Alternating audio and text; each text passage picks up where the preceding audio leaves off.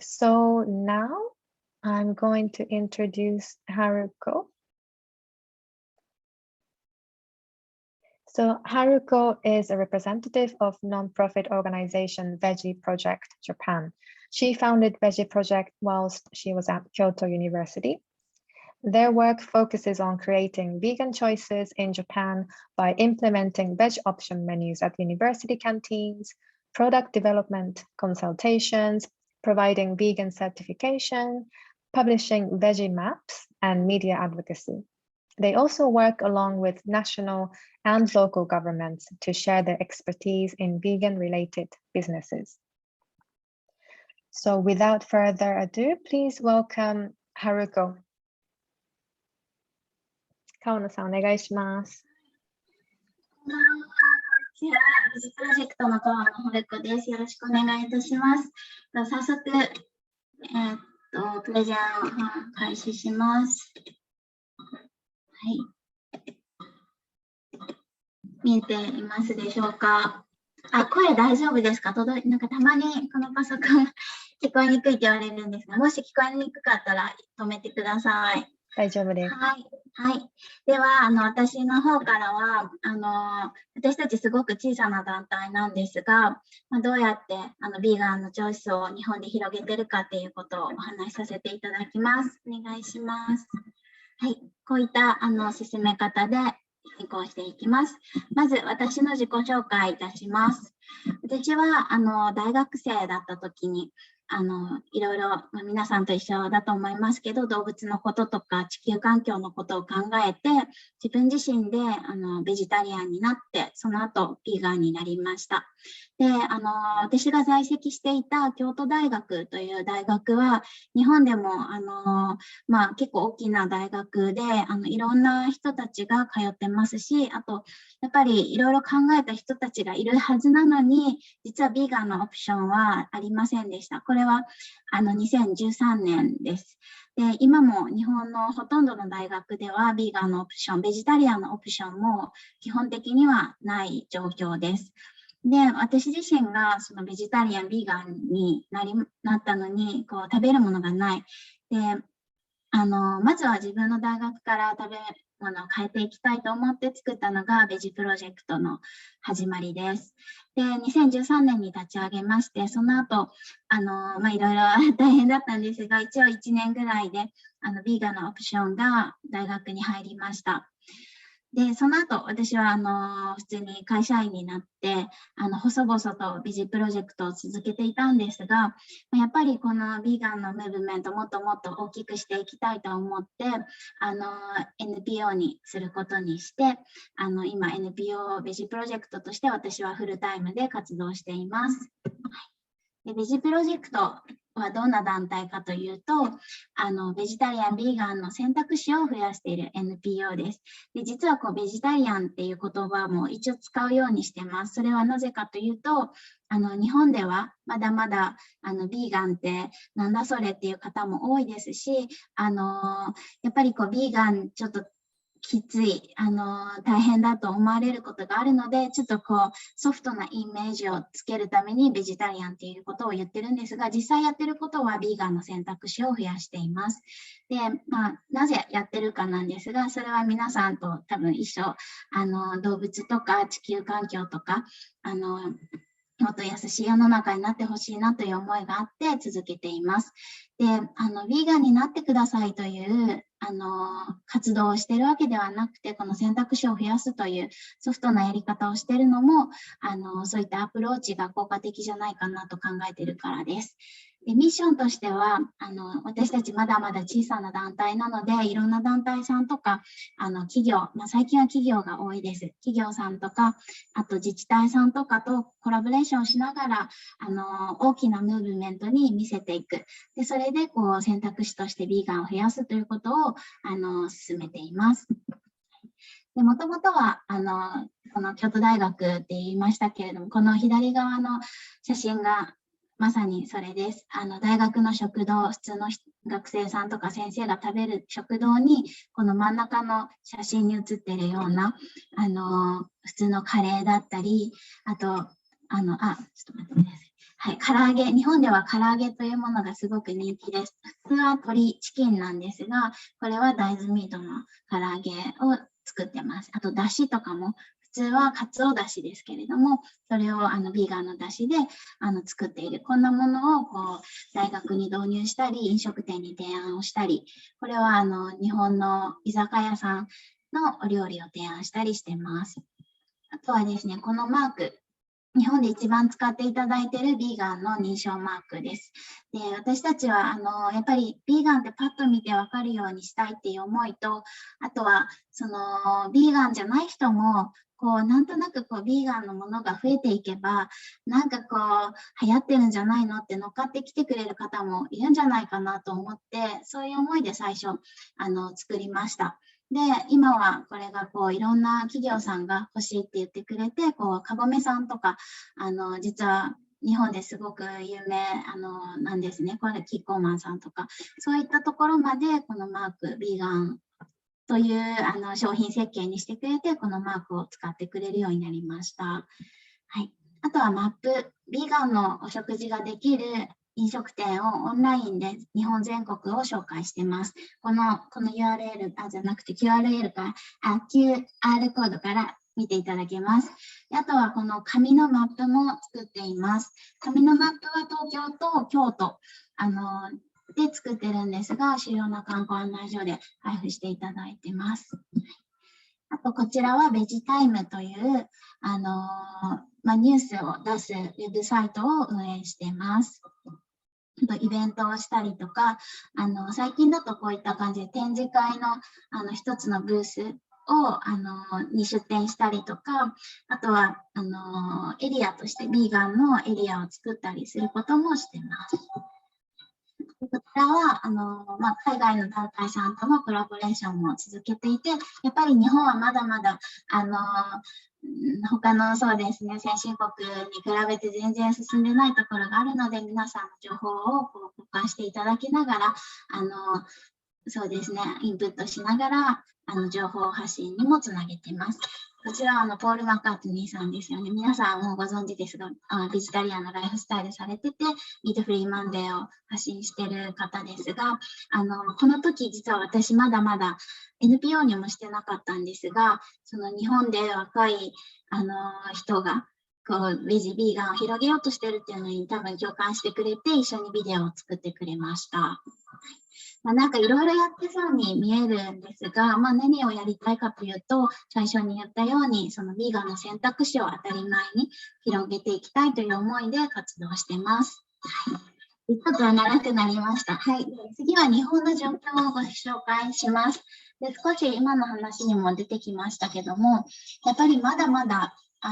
ビーガン、ベジタリアンの選択肢は本当に難しい状況です。で、そもそも知るきっかけ、なんでビーガンを選ぶのとか、見るきっかけがまだまだ少ないです。そんな状況が日本です。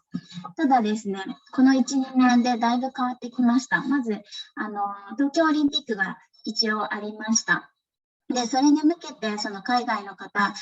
日本人はよく海外の人にベジタリアン多いと思ってるんですけども、海外の方がオリンピックを契機に来てくれると思ったので、それに目指して、企業が自治体とか企業が活動を始めたっていうのが一つあります。それがこのインバウンドですね。で、実際そのオリンピックはあんまり期待できなかったんですけれども、コロナウイルスで全然外国からの方は来られなかったですけれども、ただですね、今日本で大きく変わっているのが、やっぱり若い人を中心に環境とか動物のことを考えてお肉を減らそうという動きが少しずつ出てきています。あとは健康志向の方も増えて、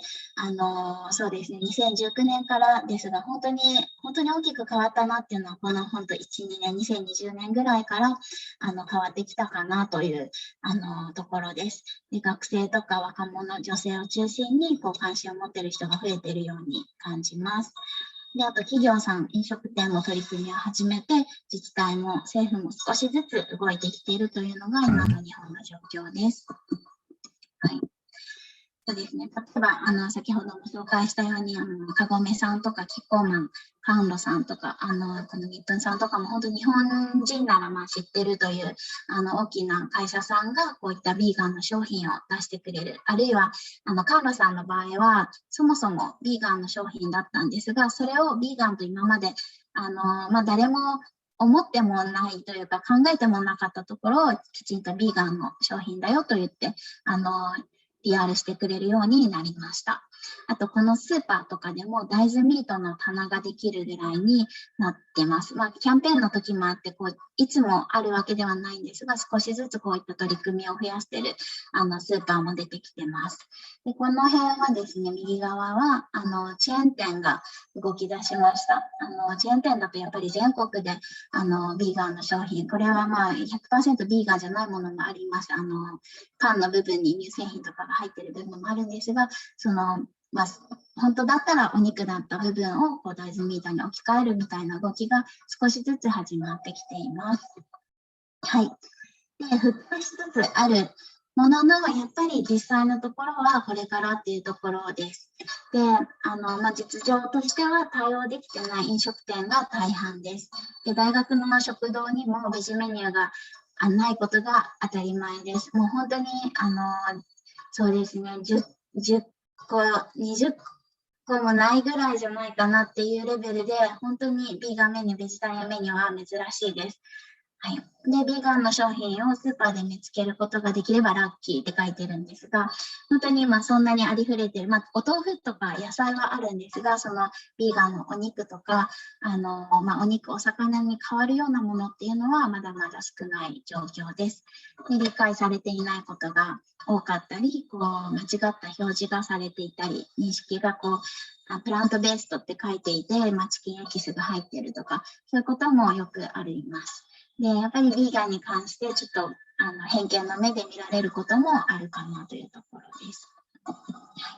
そういうのが今の日本の状況です。で、そんな中、私たちがベジプロジェクトとして、どういったことをしていて、どういう実績をしているかということをご紹介します。で、実はですね、なんかいろいろやってそうに見られるんですが、コアメンバーは2.5人です。で、2.5というのはこの内訳を書いてみました。で、フルタイムで働いているのは私ともう一人だけです。で、たまにパートタイムの方にお手伝いいただいたりとか、あとは本業が別にある副代表がいます。で、この人はやっぱり本業がちょっと忙しいので、ほぼ関わっていません。で、あとは私の夫も本業がありつつ、ただやっぱり夫婦なので一応支えてくれてるっていう意味で 0.2 人っていうことで、トータルで2.5人です。で、実はこの3月、今年の3月まではフルタイム私一人でした。で、それを支えてくれるボランティアさん。ただやっぱりボランティアさんはふわっとしているので、月に1回関わってくれるぐらいの人が今までは多かったです。ただ、最近はですね、インターン生が週に1回来てくれたりとか、結構頑張ってくれる子も増えてきたかなっていうところで、総括してすごく小さな団体ですよね。もうプロベジさんとかも巨大ですけれども、そんな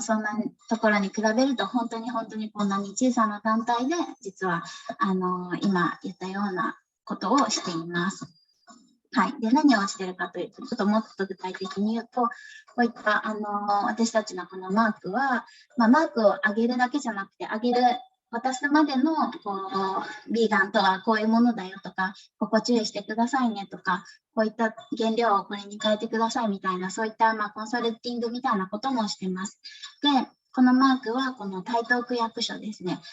区役所、東京の区なんですけど、そういったところで使ってもらっていたり、あと大学ですね。あとこれも大きな実はチェーン店の一つのビーガン専門店ができたんですけど、そういったところでも使っていただいてたりします。はい、でこのマークは先ほどお伝えしたように日本で一番使っていただいているビーガンマークに成長して、いろんな商品、本当にカレー、これソーセージ、コーンクリーム、スープとか、いろいろあります。で、日本だから特にだしって本当に大事なんですけれども、こういっただしもビーガンのものが出てきてます。はい。で政府や自治体とのコラボレーションをしていて、そうですね、こういったセミナーをしたりとか、展示会の協力をしたりとかしています。で、簡単にマップに参加してくれてる事業者の方も入れると本当に300以上ですねの事業者の方と何かコラボレーションをしているという状況です。実際にきちんと何ですかね、マークを使ってくれてるとかなるとまた減ってしまうんですが、何かしらきちんと書類ベースでお付き合いがあるところがこれぐらい、300ぐらいはあります。はい。で、ただですね、もう本当に大変なことばっかりです。皆さんも本当にいろんな大変な思いをして活動されていると思いますけども、何が大変かっていうのもぜひシェアしてくださいって言われたのでシェアします。基本的に私たちあんまり大変なところは見せないんですけど、はい、今回はこんな感じ。そうですね。ここに書いている通りなんですが、まず事業者自身がヴィーガンの意味を理解して一緒に育てていくっていう意気込みがやっぱり必要です。で、特に今の日本では先ほどお伝えしたように、そんなにも言ってヴィーガンの人数はいませんし、あとヴィーガンなんだそれっていう方も多いです。で、ヴィーガンにやっぱり理解を持ってない方も多い中で、ヴィーガンの製品を作ったらすぐに売れるものでは全然ないです。なので、そういった実情をきちんと理解した上で、事業者の方が一緒に育てていく、いいものを出してそれを一緒に育てていくっていう意気込みがないと、やっぱり売れないからすぐやめてしまうっていうことも実際あります。あとは飲食店さんとかだと予約をしないと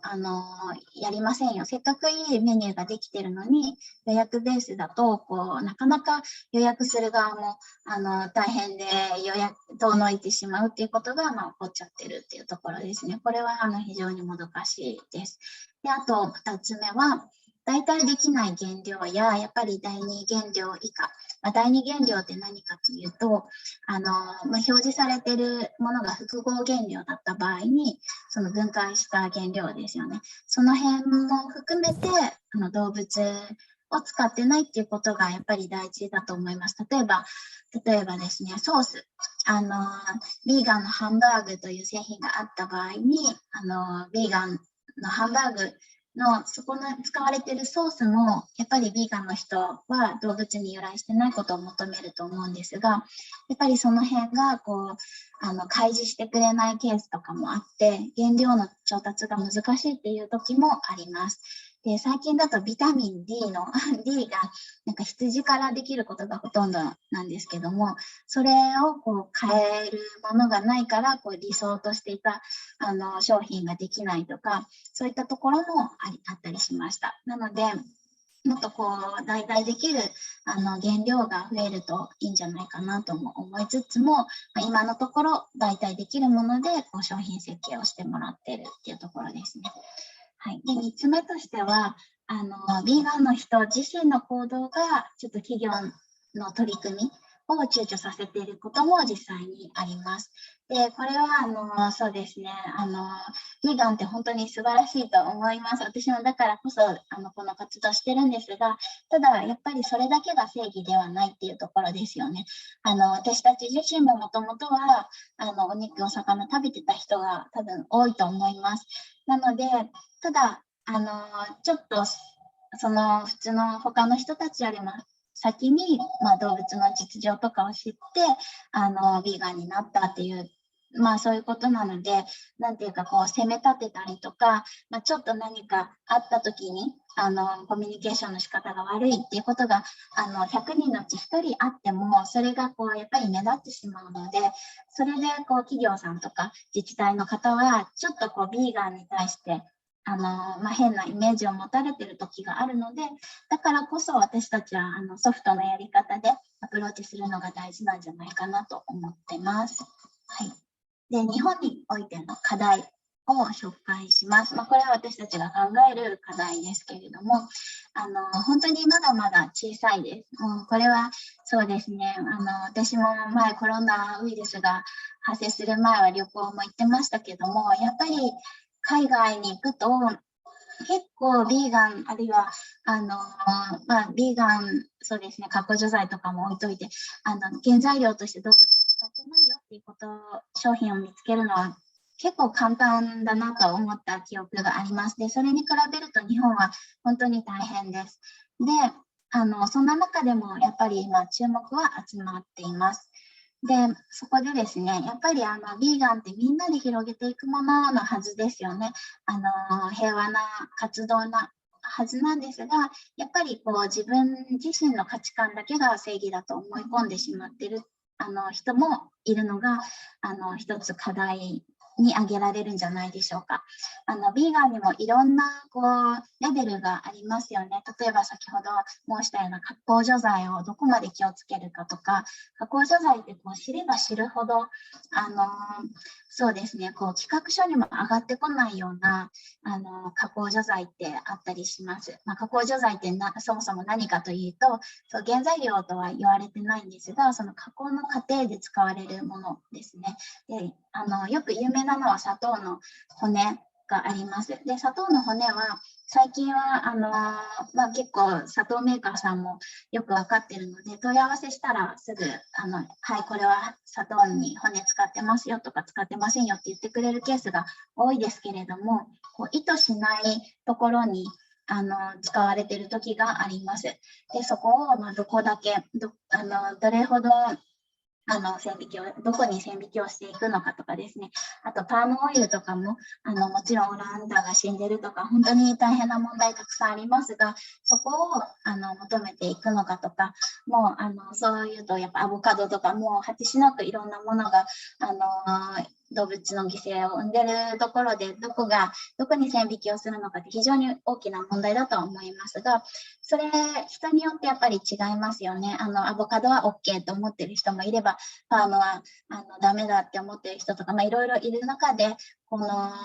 自分自身の考えだけが正義ではないってところですよね。で、どこを焦点を当てて、どこを目指していくのかっていうところが大事なんではないかなと思ってます。はい、でそういったそうですね、考え方の違いも共有できるようになることが大事なんじゃないかなと思ってます。で、あとは先ほどお伝えしたような過度な期待を持って参入する企業がいるので、やっぱりそうですね、実は日本でベジタリアンが 4.8% だっていうデータがちょっとある企業が出してしまっていて、で実はそんなにいないんですよね。100人のうち 4,5 人もベジタリアンなんて、いたらもっともっとビーガンの選択肢世の中にありふれてると思うんですが、そんなことはなくて、ただやっぱりその数字を信じて参入してしまう企業にとってはやっぱりビーガンの商品出したのに売れないぞってなってしまうので、きちんとした情報を得ることが必要で、それに対してどういうアプローチで挑んでいくのかっていうことも大事なんじゃないかなと思ってます。はい。で、はい、ベジプロジェクトのアプローチなんですが、そうですね、まずは相手を理解して尊重することが大事なんじゃないかなと思ってます。先ほどからたびたびお伝えしているように、やっぱり私たち自身が動物性のものを食べてた時期があること、あと知らなかった人もいる。で、知ったところですぐ変われる人とすぐ変われない人がいること、あとは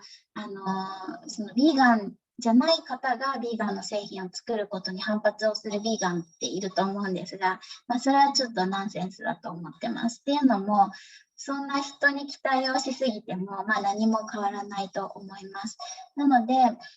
そうですね、例えば私たちの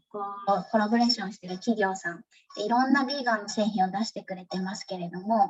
ほとんどの人がビーガンではないです。ただ、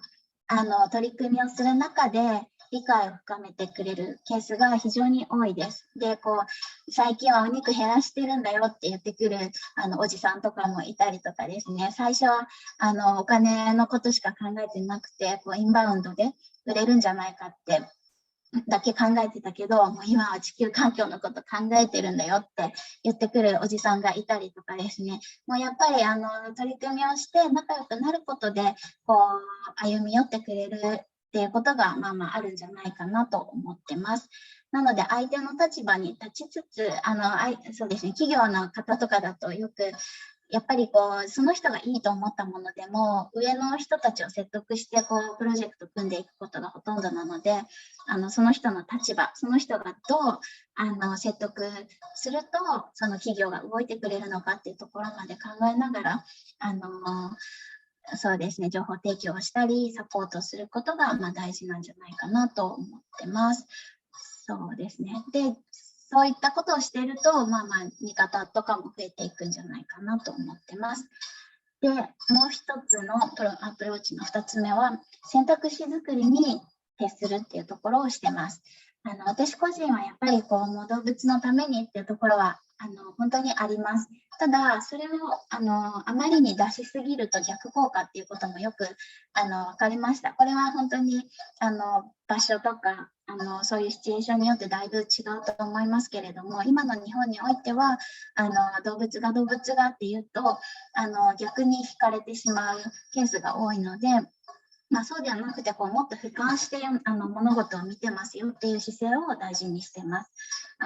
そうですね、やっぱり動かさないといけないのは事業者の人たちで、事業者の方たちはやっぱり企業であるからにはやっぱり売り上げとかも大事になってくるので、そういったところで動物のためっていうのがあまり届かないことが多いです。だからこそ説得材料として、売り上げも必要、ビジネスとして考えることも必要なんだなっていうことも私自身が学んで実践していることです。そうですね。で、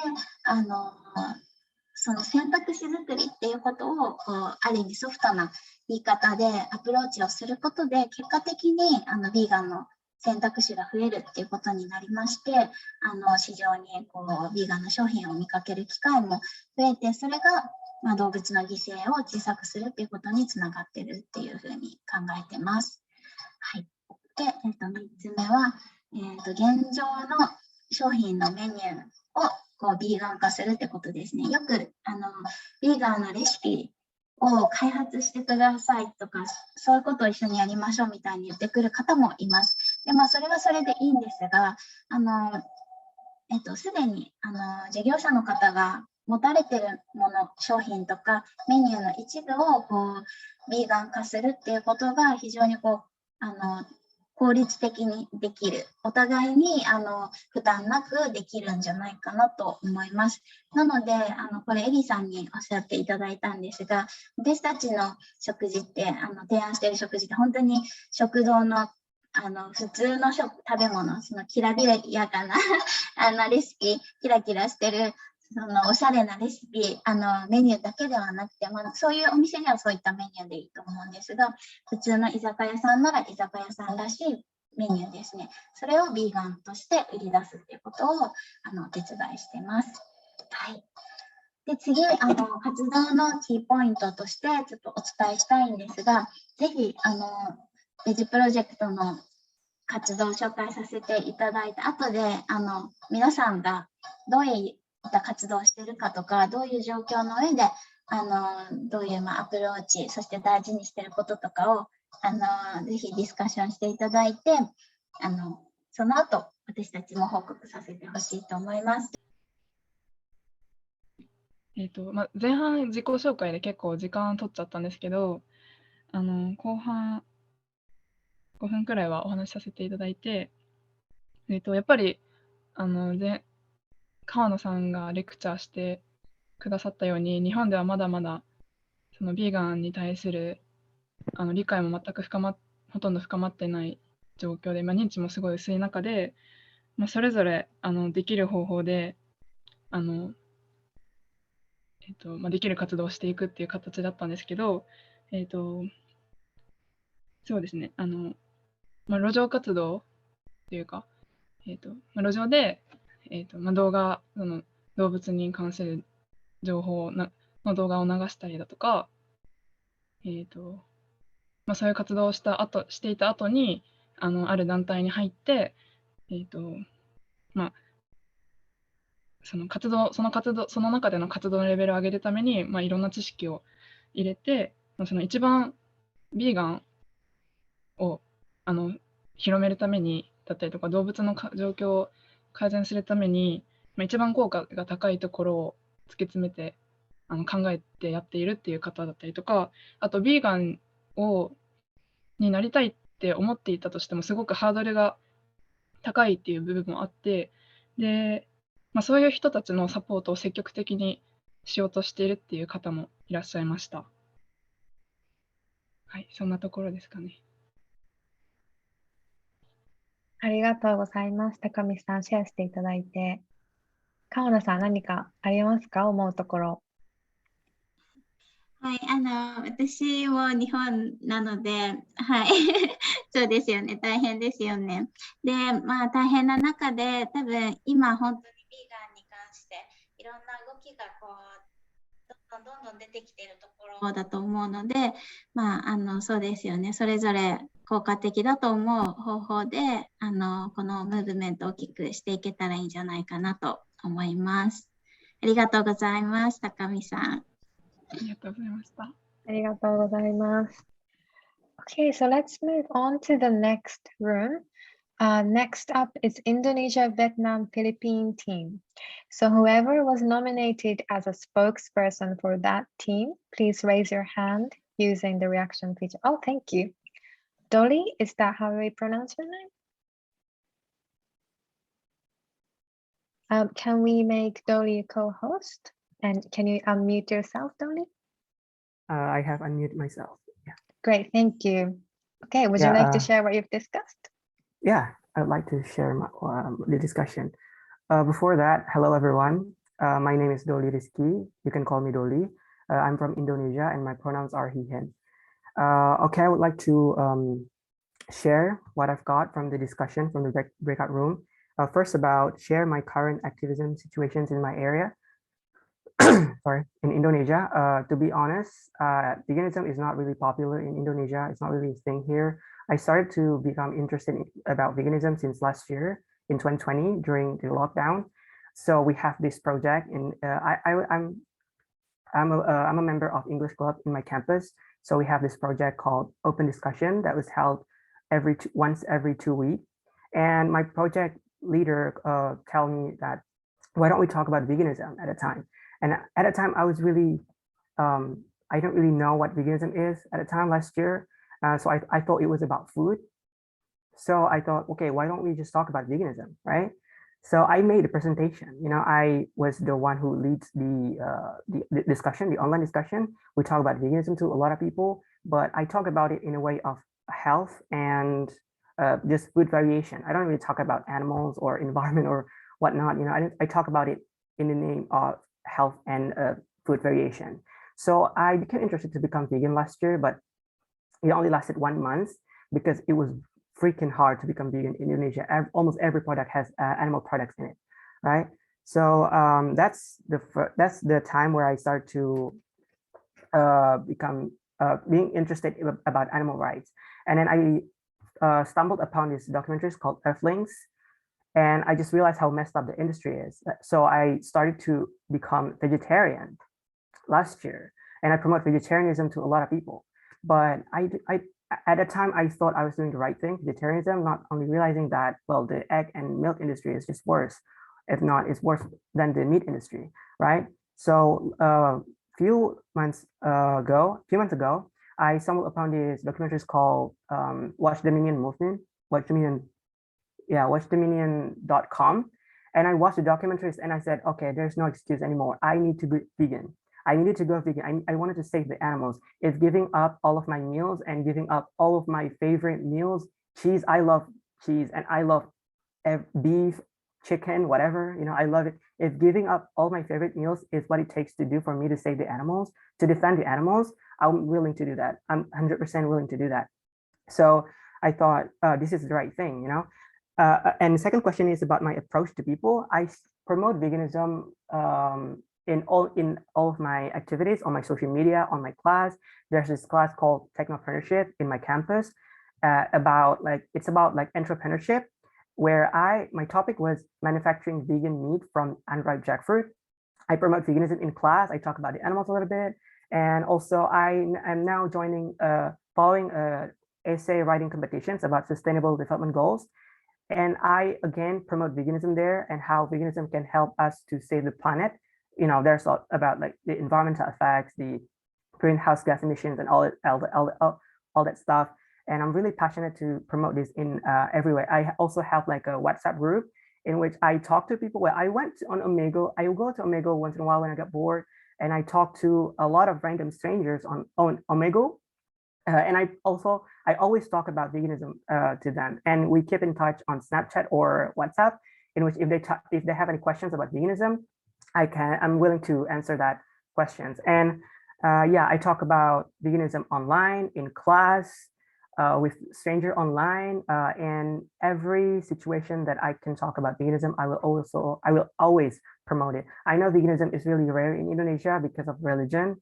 When I talk to my friends about veganism, they always talk about religion, and it's really hard for me to approach them. But I know that there's a chance for us to change. Yeah, there's always a chance for us to change this world. I changed. I think veganism was about food, and it is not about food. It's about the animals, and I think we have chances. And because in Indonesia there are not so many online seminars about veganism. So I think this opportunity will help me to understand a little bit better about vegan movement in the world, and I really hope that it works. And I think that's pretty much for me. Thank you so much for listening, guys. I hope you guys are having fun. Yeah.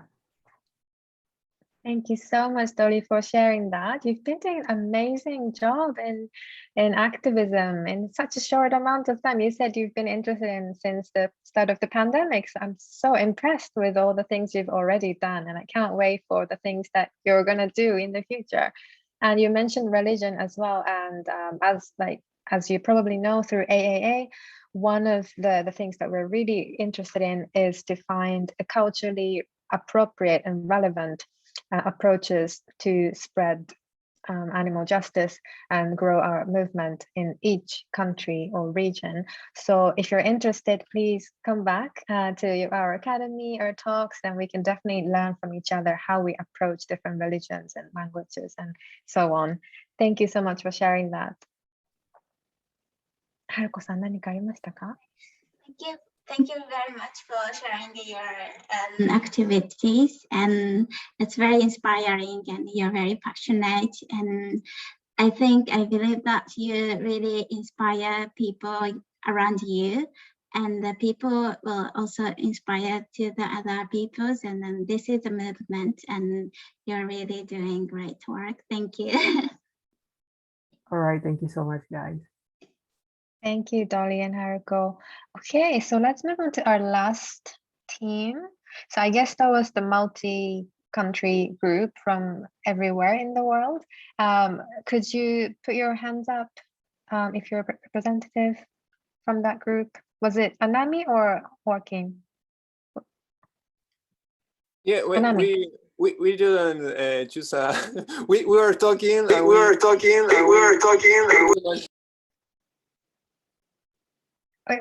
Which one of you would like to be the representative for your team? Anami? I took notes, and okay. I can talk about those things, if you don't mind, Joaquin, what everyone said. Yeah, sorry, confusion, because I was like asking Mimi who should talk.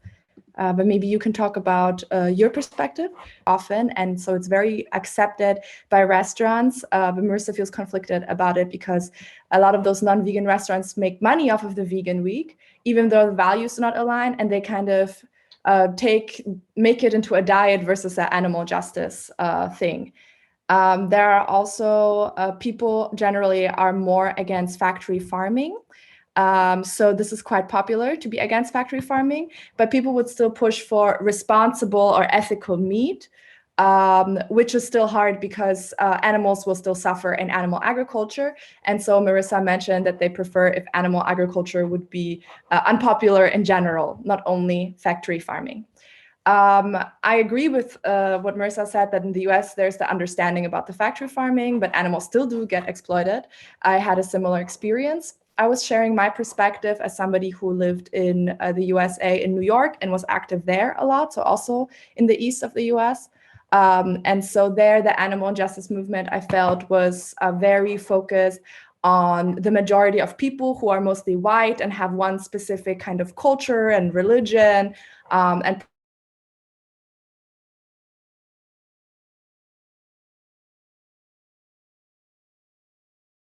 perspective on things. And so I would who were not part of this, and so I was trying to make it more accessible to everyone else. People who are not white, who don't identify with those mainstream cultures, to make them see that, you know, they are also welcome animal justice, and this is not a diet thing, but veganism is about animal justice, and yeah, to kind of like strengthen the movement to not be exclusive of other people. And now maybe Joaquin can share his perspective on Uruguay. Yeah, sure. Yeah, thank you. Yeah, I was talking to them that Uruguay is a really small country in Latin America, and we are one of the main meat producers. Like, we are really small, but our meat is famous around the world. And actually, one of like, our economics mainly are based on animal exploitation and selling them to Asia. So that's also one reason why I'm really interested in knowing more about veganism in Asia, because all the meat that people in your countries buy come from, like, my country. So when I go to the countryside and see the cows, maybe a lot of those cows will end up as meat in Japan, China, Asia. So it's really important to have, like, these kinds of situation where, like, we understand that this is a global problem, and there's no like, there's no barriers, there's no difference in which country we are. Like, we are all part of the same world, and all animals are the same, no matter where they are. So actually, another interesting thing about my country is that most of the animal exploitation is not industrial. So this is really different from most countries, and it's actually a good challenge for us as activists, because we cannot talk about welfare, or because most cows actually live a really free life. Of course, they are exploited, and they are going to be killed, and they are inseminated, and all of horrible things. But when people in my country think about meat, they think about the cow they see in the grazing in the land. And so it's more challenging, because we have to go to the roots of the ethics, and not about treatment, but about a moral consideration and how you see another sentient being. So I think that allows us to improve our activism and find ways to go to the root cause, while also working on other things. So there are a lot of kinds of activism right now. So it's really amazing, because we are a small country from Latin America, like third world country, but I think veganism is rising so fast, and there are a lot of kind of different activisms. And I was talking to them that we are so many doing many different things, that activist groups actually started to fight each other or have a conflict between each other because of differences in how to promote veganism and how to communicate. So I always try to maintain the peace between activists, because we are still a minority, and we have to fight together, because the problem is much bigger than us. And if we don't stay together as a minority, we will not succeed. So I think it's very important to to realize how important are all the different kinds of activisms, like intersectional activism, also activism for health problems and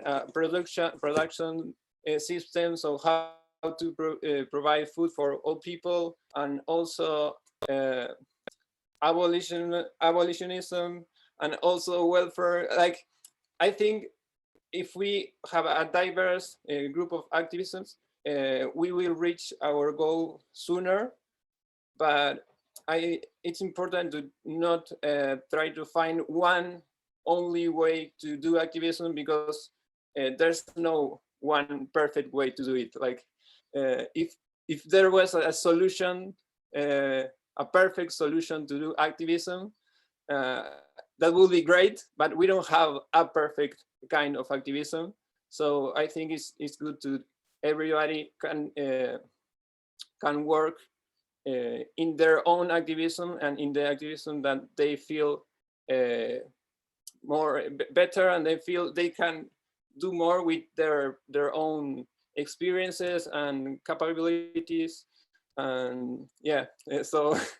that's all. And I'm so glad to see all of the diverse people here from all over the world and doing all the amazing stuff. That, like, it's really encouraging, and it makes me very, very happy and very proud to be part of this movement. Thank you so much, Anami and Joaquin, for sharing your discussion. That was amazing. Anami, I agree with you when you said that, yeah, it's always good to come back to talking about justice, because that's always the common talking point, and to make our movement more inclusive towards many types of communities. And thank you so much for sharing what's happening in Uruguay. I think many of us didn't know that the meat in Uruguay come to Asia. So as Kaho mentioned in chat, it sounds like we really need a global solidarity to end animal exploitation. So it's an honor to have you here from Uruguay. Thank you so much. Haruko-san, 何かありますか? Thank you for sharing and summarize all the people's conversation. And also, I really totally agree what Joaquin said. And I will talk about these topics later, but really we have to unite. We don't have to point out the bad points or the differences. So this is really important to make these vegan activities, a movement bigger together. So I will talk about this later. Thank you. Thank you, Haruko.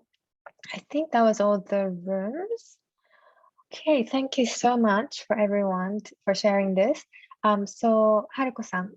次のパートに進みましょうか。はい。はい。では、また日本語で、最後です。最後のスライドです。ちょっと待ってください。はい。あれ？ちょっと待って、これなってますか？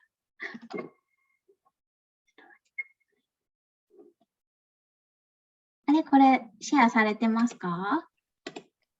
あ、今できました。まだ見えてない。あ、見えました。はい、ではこれです。はい。まず、ベジプロジェクトが大事にしていること。はい。まず、真面目であること、なんか赤い字が書いちゃってますけど、はい。これ、あと一歩頑張ることっていうのすごく大事なことだと思ってます。で、結局、もうコツコツやっていくしかないと思います。いろんなこと言う人がいるでしょうし、頑張って説得しても理解してくれない人もいるでしょうし、いろんな立場の人がいる中で、ただただ目の前のことに向き合って真面目に取り組んでいくことに尽きるなと思います。で、あと一歩頑張ること。例えばそうですね、特に私たちはすごく小さな団体なので、大量に仕事がある中で、明日やればいいかなと思ってたら、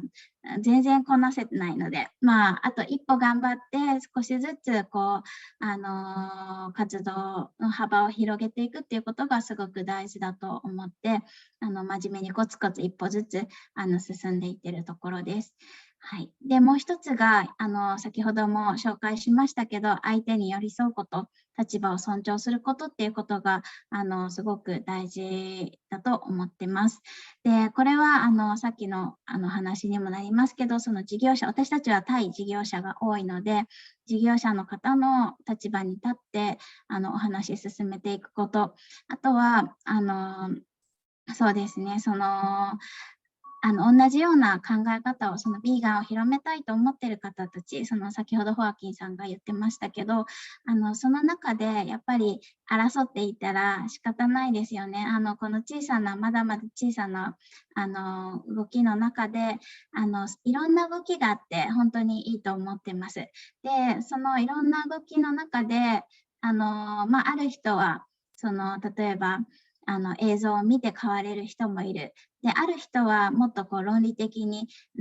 リズムで変われる人もいると。いろんな、あとはある人はビジネスで変われる人もいる。なので、いろんなアプローチがあって、いいと思います。で、それはやっぱり相手の立場を考えること。で、それに即した話し方だったり、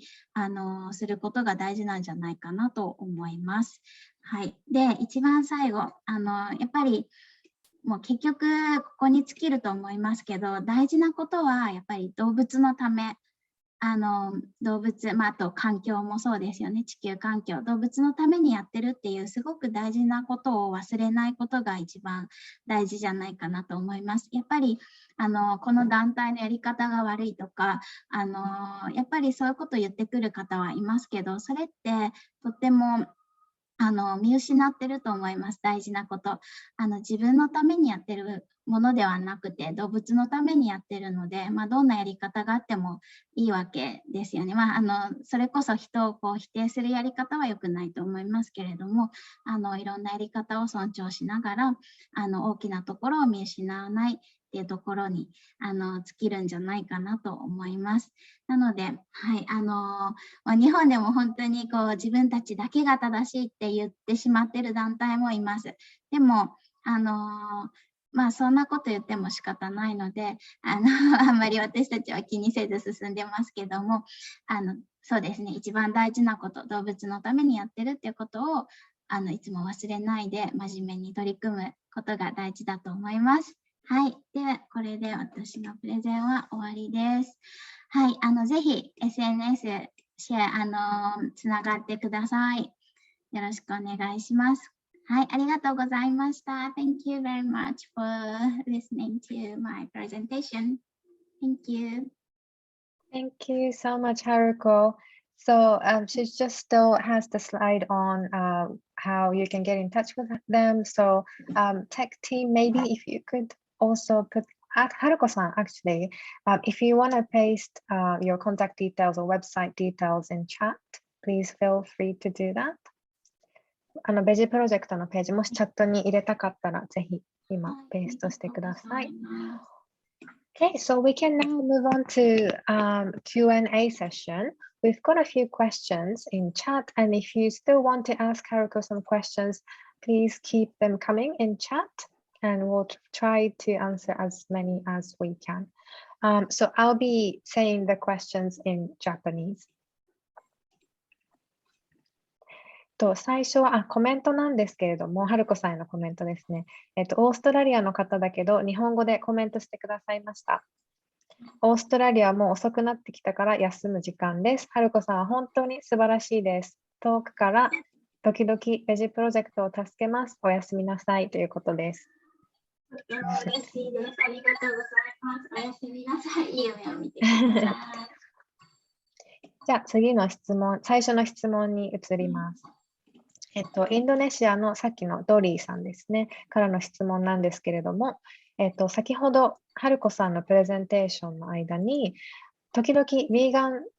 ガンの人のアクションが企業にとってあんまりいい目で見られないことがあるっておっしゃいましたが、どんなアクションが例にありますでしょうか？はるこさんの経験上は、どのようなアクションが効果的だと思いますか？ヴィーガニズムについてまだ理解がない人たちにどういうアクションをしたら伝わるのでしょうか？やっぱりですね、それも人の感じ方によるんですが、やっぱりベジタリアン、ビーガンのことだけが正義だと思って肉を今すぐやめなければいけないとか、それができたら一番いいんですけれども、企業がいきなり今までお肉を売ってた企業がいきなりビーガンになることはほぼ今の世の中で難しいです。で、そういった現実も理解しながら、そこを否定するんじゃなくて、そこプラス、じゃあビーガンの商品を作りましょうっていうことを私たちは言います。一番いいのは本当に今すぐお肉の生産をやめてくださいって言いたいんですけど、それは言っても仕方がないので、それは言いません。そうではなくて、プラス選択肢を作りましょうということを言ってます。で、それが私たちが効果的だと思うやり方です。で、ただですね、やっぱり企業が怖がってしまうやり方は、やっぱりボイコットされてしまう、あなたの企業のやってることは間違ってるというメッセージが来たり、そういうことはやっぱり企業は怖がってしまいますね。で、あとは例えば大きな企業であればあるほどいろんな部署があります。例えばある部署では動物実験をしているとかで、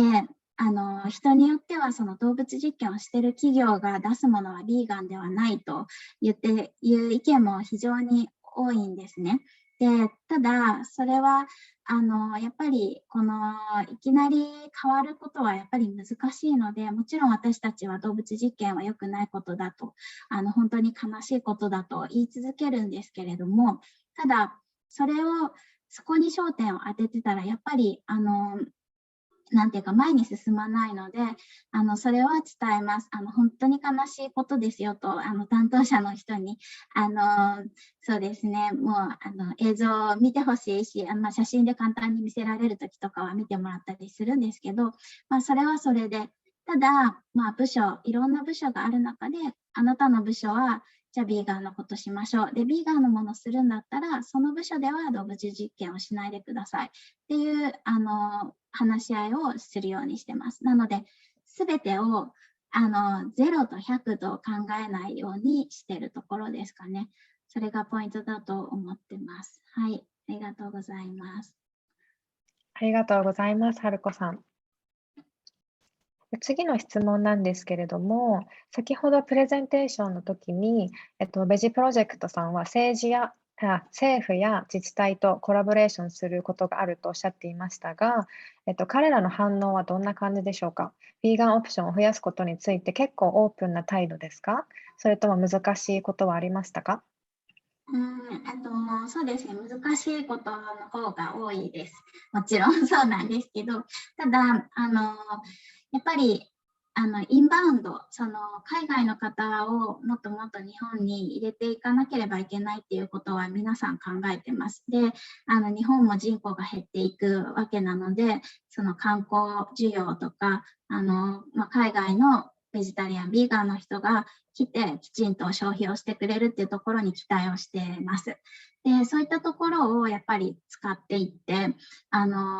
ビーガンの対応がないとビジネスも売り上げにもなりませんよっていう話をよくして、でそれはよく理解してますので、その政治家の方とかも、あと自治体さんとかもまちづくりベジタリアン、ビーガンの対応しなきゃなっていうそういう理解は持たれてるかなと思います。だからその人たちにいや動物のためにって言っても、ちょっとやっぱりポカンとされる方の方が多いですよね。なので、ひとまずその動物っていうことよりも、そうですよね、ぜひ対応を進めて、海外の方にも楽しんでもらいましょうっていう感じで、お話を気持ちよく進めていけるようなコミュニケーションを取ることで、やる気になってくれることが多いかなと思います。ありがとうございました。私からちょっと質問なんですけど、ちょっと似たところもあるのかなと思うんですけど、その企業だとか、政府だとか自治体とかいろんな人たちとコミュニケーションすると思うんですけれども、使わないようにしている、聞こえるか聞こえますか？使わないようにしているなんか言葉とか、こういう言い方をするようにしているとか、なんか言語的ななんかアドバイスみたいなものってありますか？そうですね。使わないようにしてる言葉はあんまり意識してないですかね。ただ、やっぱりビーガンっていろんな入り口がありますよね。あと、紐づきますよね。その動物、環境、あと、ビジネス性とか、あとは貧困問題とか、あと人権問題、もういろんなことにつながってると思います。で、そこで、やっぱり担当者は、何かしら興味を持ってると思います。なので、その興味を持ってるところを探りながら、いつもお話をするようにしてます。で、その探った時に、例えば動物、でも犬と猫が好きな人って結構、いるんですけど、そういうところからこう掘り下げて、そうですね、結局仲良くなっていくっていうところを大事にしてますね。で、そういう人たちに逆に、そうですね、犬猫が好きな方にいきなり売り上げが上がるよって逆に言ってもそれは響かないので、そういうことは言わないとか、あと売り上げのことばっかり考えてる人に動物のこと言っても仕方がないので、ひとまず言わないとか、そうやって人ごとに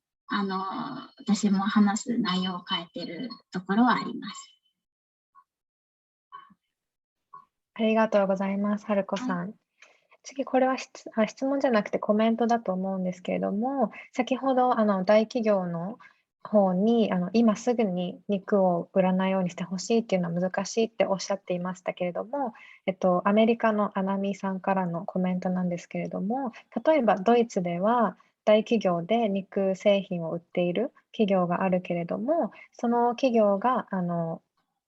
ビーガン商品をかなり出し始めていて、もうすぐ近い将来には、そのビーガン商品が肉製品を上回るようにするつもりだって言っているそうです。で、アナミさんも個人的にはもちろん100%ビーガンの会社から買い物したいけれども、こういうふうにすごく大きい企業がビーガン商品を作ることによって、たくさんの動物が救われていると思います、ということです。まさにその通りだと思います。はい、で日本は10年遅れてると言われていて、ドイツは特に進んでると思うんですが、その西洋に比べて日本は10年遅れてるよねっていうことはよく聞きます。なので、